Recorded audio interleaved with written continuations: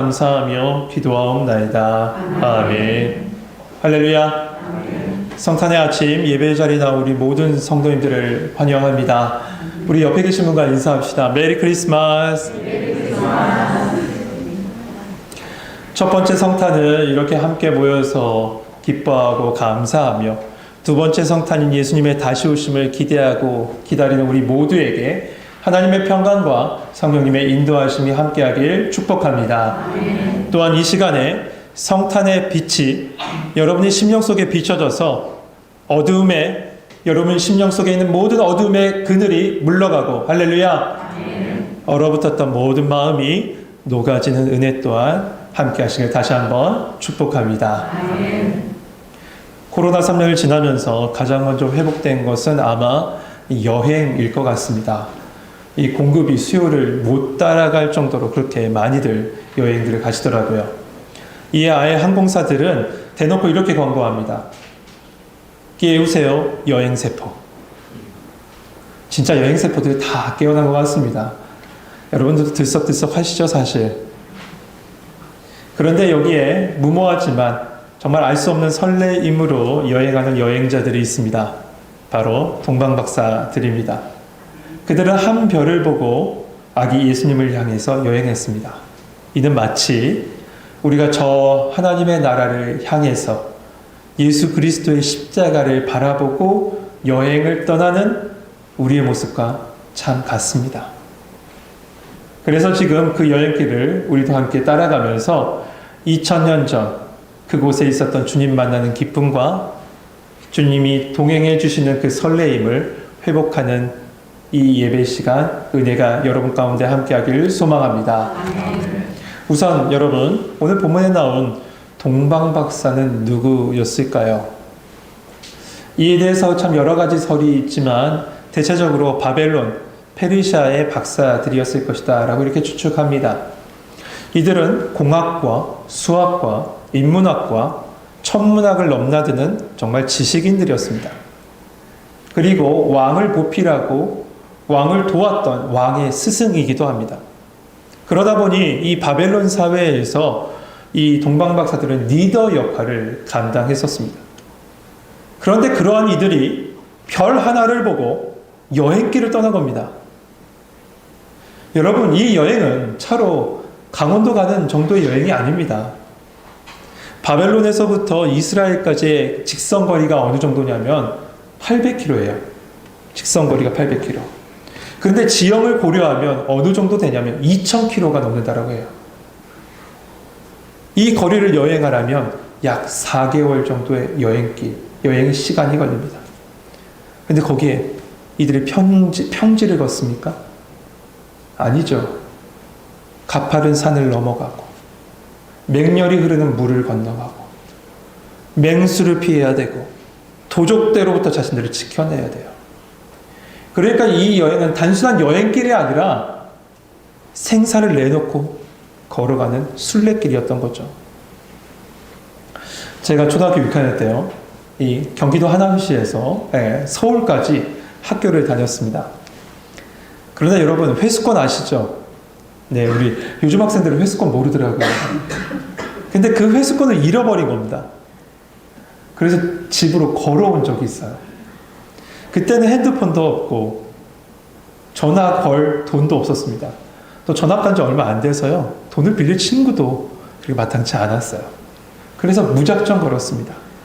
어제 그래서 어느 정도 걸었을까 한번 지도를 한번 찾아봤더니 약 10km가 넘더라고요. 그리고 한 3시간 반 정도 걸었던 것 같아요. 그런데 어린 마음이 얼마나 서글프든지요, 울면서 걸어갔던 기억이 있습니다. 10km 걷는데도 어려웠는데 2000km 4개월이에요. 이들은 굳이 이 길을 안 가도 돼요. 주위 사람들 다 말렸을 겁니다. 가족들은 아니 아내와 자식 남겨두고 뭐하러 가냐고 이렇게 핀잔을 줬겠죠. 말렸겠죠. 그러나 그들은 그들의 마음을 움직이는 무언가를 따라서 이 별을 보고 그 순례길을 떠난 겁니다. 여러분, 우리도 말씀이 지적으로 다 동의되고 이성적으로 깨달아서 이 믿음의 길을 걷는 거 아닙니다. 하나님이 여러분을 만세 전부터 택정하여 주셨고 예수님의 복음을 듣게 하여 주셨고 성령님의 인도하심을 통해서 이 자리에 나와서 예배하고 그리고 믿음의 길을 걷게 되는 줄 믿습니다. 그런 면에서 이 동방박사의 여행과 우리 믿음의 여정은 참 많이 닮아 있습니다.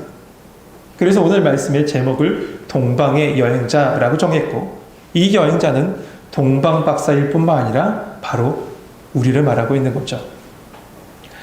그런데 이 순례길 중에 한번 생각해 보세요. 동방박사들의 마음이 불안한 적은 없었을까요? 고된 여행길을 걷다 보면 아니 이 길이 맞을까?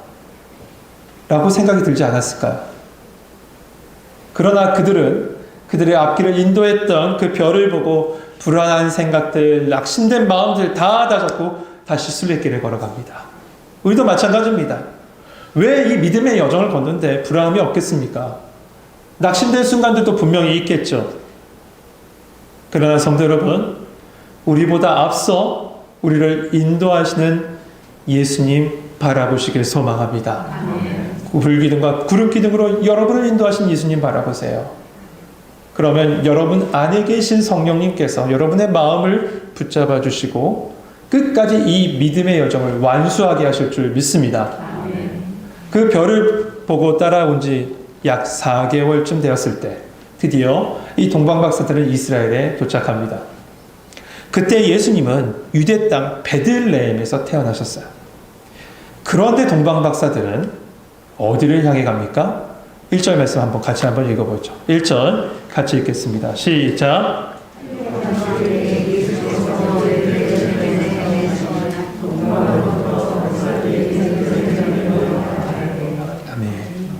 이들은 이스라엘이 가까워지자 이곳에 예수님이 태어나심을, 왕이 태어나심을 직감합니다. 그런데 그 순간 별을 놓치게 돼요. 그래서 그들은 베들레헴이 아닌 예루살렘을 향해 들어갑니다. 왜냐하면 당연히 왕이 태어났다면 당시 왕의 도시라고 유명했던 시온산에 있는 그 예루살렘에서 태어났을 것이다. 이들은 생각했던 거죠. 이것을 두고 한 신학자는 이렇게 해석하고 있어요. 이들은 왕에 대한 편견을 가지고 그 모든 것을 판단했다. 그래서 그들이 인도했던 별을 그 순간에 보지 못했고 별을 바라봤던 눈이 가려졌기 때문에 이들은 예루살렘을 향해 간 것이다. 이렇게까지 해석합니다. 아무튼 별의 인도함을 놓쳤던 이 동방박사들은 예루살렘에 들어가서 유대인의 왕으로 나신 이가 어디 계시냐? 우리가 그 별을 보고 경배하러 왔노라 하고 소리치고 다닙니다. 그러자 예루살렘이 발칵 뒤집히죠. 왕이 나셨다고? 드디어 하나님께서 약속하신 아브라함과 이삭과 야곱과 모든 말씀 가운데 약속하신 그 메시아가 오신 거야? 라고 하면서요.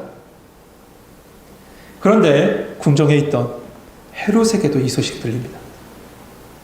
여러분, 이 헤롯은 유대인과 이 에서의 후손인 이두메인 사이에서 태어난 혼혈인입니다. 유대인들은 지금도 마찬가지인데 혈통을 너무나도 중시했기 때문에 혼혈인에 대한 이 혐오감을 가지고 있습니다. 그런데 그 혼혈인이 자기들을, 정통 유대인들을 지금 다스리고 있는 거예요. 통치하고 있는 거예요. 근데 거기는 스토리가 있습니다. 이 헤롯이 1세기 팍스 로마 시대 때 가이사 이 아우구스토가 그 모든 것을 갖다 다스리고 있었는데, 이끌고 있었는데, 이 가이사 아우구스토가 정권을 잡을 수 있도록 도와줬던 것이 헤롯입니다.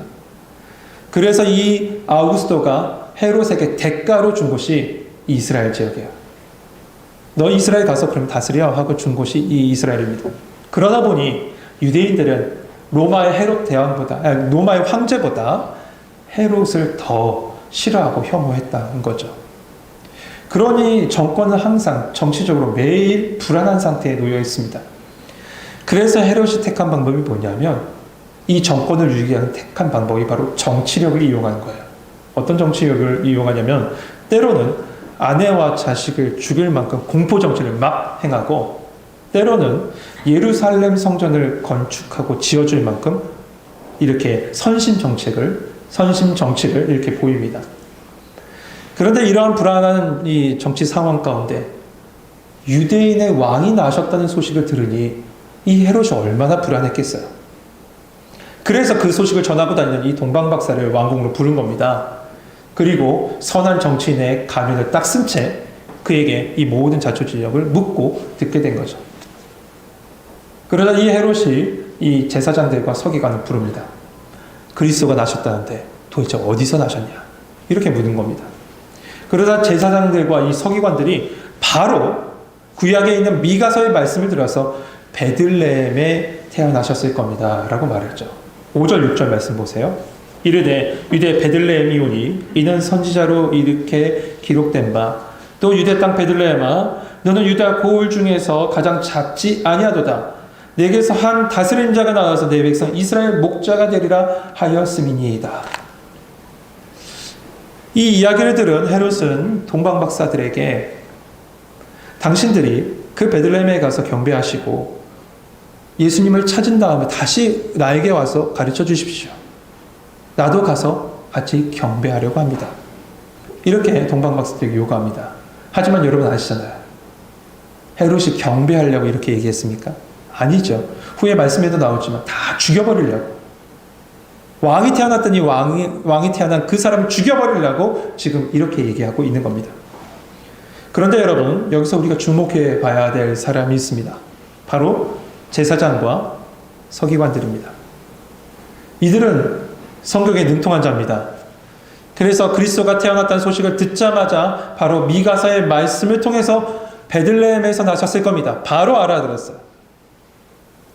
그렇다면 이들 또한 바로 동방박사를 따라서 뒤쫓아서 그들은 베들레헴에 가야 합니다.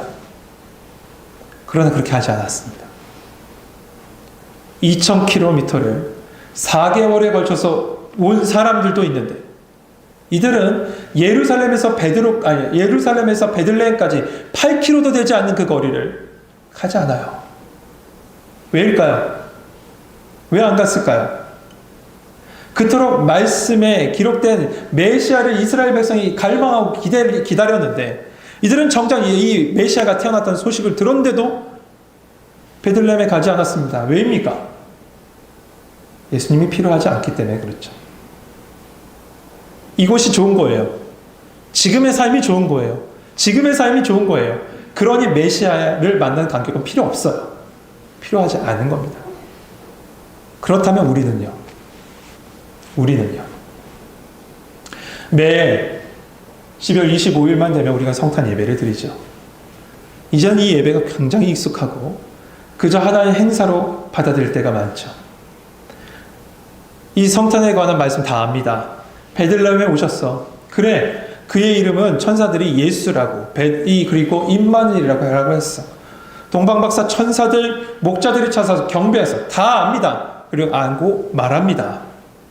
그래서 목회자들이 절기설교하기가 참 힘들어요. 다 아니까. 이번 이 성탄 설교를 준비하면서도 그러면서 기도했어요. 하나님 도대체 어디 말씀을 전해야 돼요? 그랬더니 저에게 주신 마음이 이거예요. 거꾸로 가자. 가장 먼 곳에서부터 온 사람부터 가자. 그래서 동방박사예요. 그러면 내년에는 누굴까요? 네, 들녘에 있는 목자들이겠죠. 예고편입니다. 이처럼 우리는 다 압니다. 다 알아요. 그러나 제사장들처럼 예수님 앞에 나아가 경배하려 하지 않습니다. 왜입니까? 그냥 이렇게 사는 것이 좋으니까. 새롭지도 않고 감사도 감격도 없고 주님의 은혜 기억하지도 못합니다. 여러분 우리는 어떻습니까? 동방박사의 모습입니까? 아니면 제사장과 서기관의 모습입니까? 오늘 예배를 통해서 참된 성탄의 기쁨과 예수님 만나는 감격이 회복되길 소망합니다. 이 동방박사들이 왕궁에서 나왔을 때 베들레헴으로 향해 가려고 하자 그 별이 다시 나타납니다.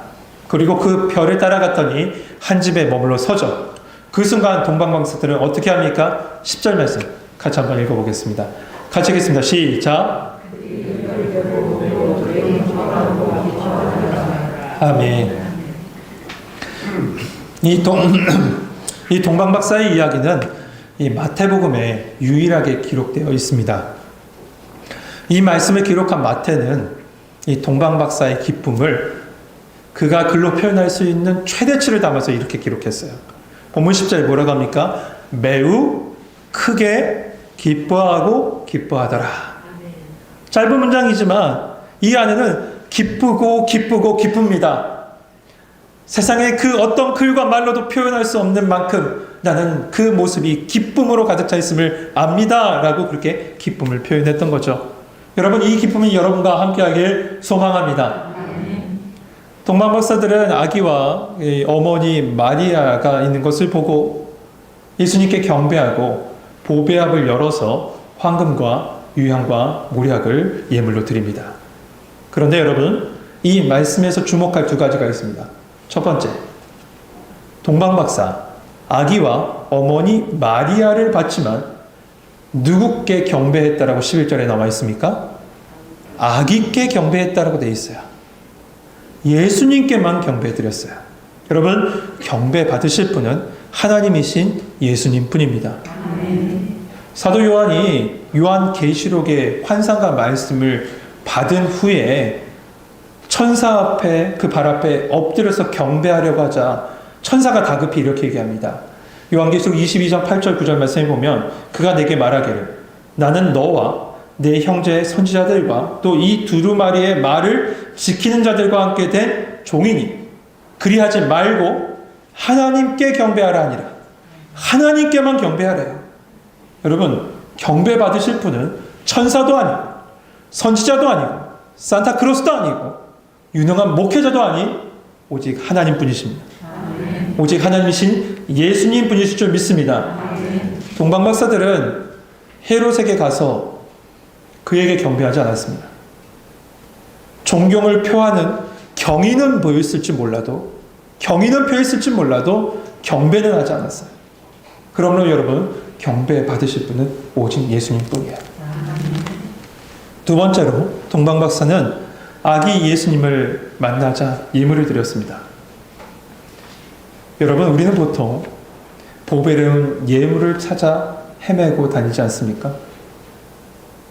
예물을 갖고 예물을 얻으려고 찾아 헤매죠. 그런데 진정한 보배로운 예물을 만나면요, 우리의 모든 예물을 다 내려놓아요. 왠지 아세요?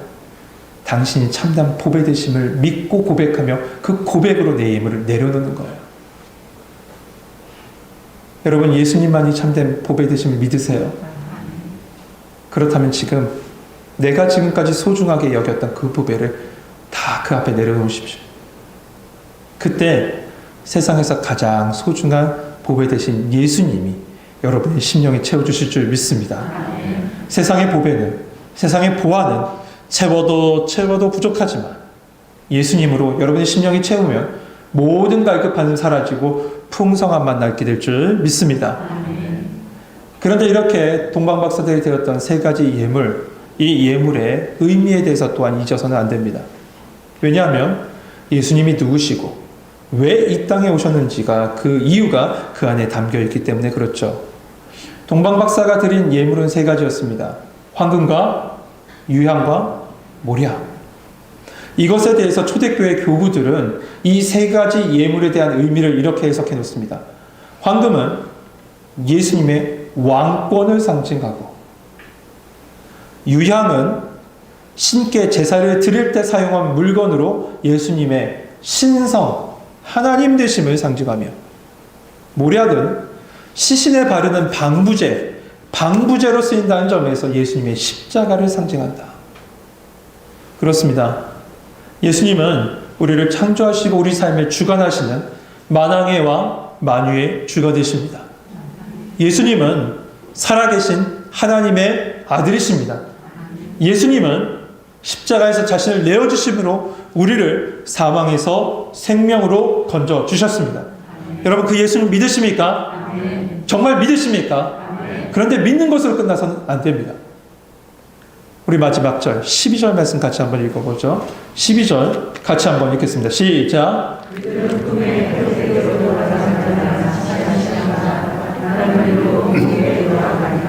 아멘. 이 동방박사들은 예수님을 만난 후에 헤롯에게 돌아가서 그 모든 상황을 보고하지 않고요. 하나님의 인도하심 따라 다른 길로 고국으로 돌아갔다라고 얘기했어요. 여러분, 예수님 만난 사람은 지금까지 걸어왔던 길로 다시 가는 것이 아닙니다. 예수님 만난 사람은 지금까지 내가 살아왔던 삶의 방식으로 살아가는 게 아니라고요. 이전과는 다른 길로 걸어가야 돼요. 또한 예수님을 만난 사람은 이곳이 좋사오니 하며 이곳에 머물러 있어서는 안 돼요. 고국으로 삶의 자리로 돌아가셔야 돼요. 사랑하는 성도 여러분, 예수님을 만난 이 동방 박사들은 고국인 바벨론으로 돌아가서 이전과는 같은 삶을 살지는 않았을 겁니다. 그때로부터 약 600년 전, BC 600년경 바벨론의 총리 중에 총리였던 다니엘을 통해서 증거됐던 하나님과 다니엘 7장에 나와 있는 언약의 주 되신 예수 그리스도에 대한 기록을 찾아보았겠죠. 그리고 그 예수님을 증거하며 살았을 겁니다. 우리 또한 오늘 말씀을 통해서 예수님을 만나는 이 여행을 지금 마치고 이제 그 기쁨과 감격을 가지고 내 삶의 자리로 돌아갈 겁니다. 그 삶의 자리에 돌아가서 여러분, 그 감격과 기쁨이 여러분 속에 언제나 함께하길 소망하고 이전과 같은 삶이 아닌 다른 삶으로 주님과 동행하며 그 예수님을 증거하며 살아가는 우리 성도들 되시길 주님의 이름으로 축복합니다. 기도하겠습니다. 사랑의 하나님, 만왕의 왕 만유의 주 되신 예수 그리스도를 이 땅에 보내주시고 우리로 그분과 함께 동행하며 살게 하시니 감사합니다. 이 성탄의 기쁨을 하나님 아버지여 진정으로 우리의 심령 속에 채워가는 성도들 되게 하여 주옵소서. 예수님 만나는 기쁨이 저들의 인생 가운데 언제나 넘쳐나게 하시고 주님이 동행하여 주시고 살아주심을 믿게 하여 주시옵소서. 이전과는 다른 삶으로 주님과 동행하며 걷게 하여 주시며 그 주님을 증거하며 살아가고 기쁨으로 살아가는 우리 성도들 되게 하여 주옵소서. 예수 그리스도의 이름으로 감사하며 기도하옵나이다.